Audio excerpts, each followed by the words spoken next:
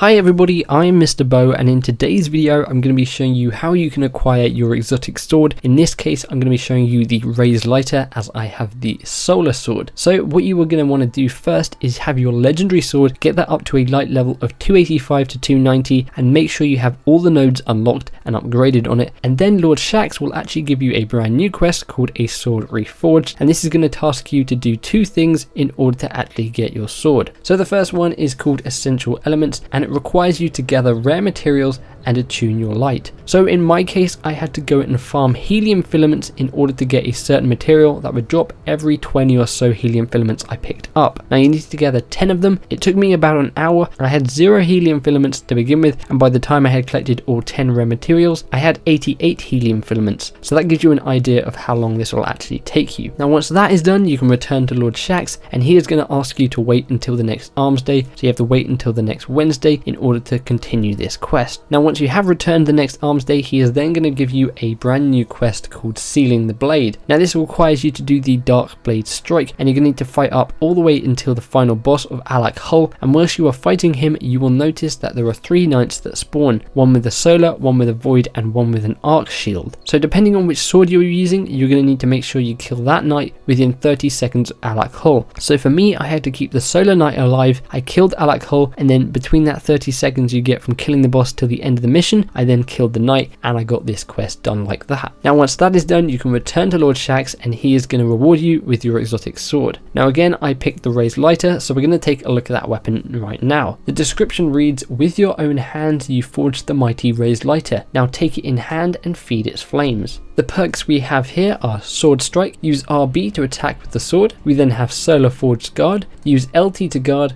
effective against arc and void attacks, less effective against solar attack. We then have Tempered Light, increased armor when wielding the sword. We have Scabbard, increased sword ammo capacity. We have Thrive by the Sword, kills with the sword grant super energy. We then have this sword's special perk, which is Phoenix Uppercut, which I'll show you in just a minute. Use RT to launch into a solar light uppercut. We then have Scabbard again, which is to increase the sword ammo capacity, and you can get the energy on this sword up to the max. And then we have Warrior of Light, which increases the damage for your RT attack, which is the Phoenix Uppercut. So here's me taking on Volrog in the Court of Oryx, and as you'll see, it only takes 3 hits to kill him. This sword is a beast. I really like the Phoenix Uppercut move. As you can see here, I'm going to show you what the moves will look like when not attacking enemies. That is me throwing a grenade by mistake. That is the normal jump and swing, and then you can see that is the Phoenix Uppercut there. Absolute beast at taking out enemies, and this sword is actually pretty decent. Even if you don't have any ammo in it, it will actually one hit some of the level 30 enemies in the Dreadnought. Again, here is me just taking out some enemies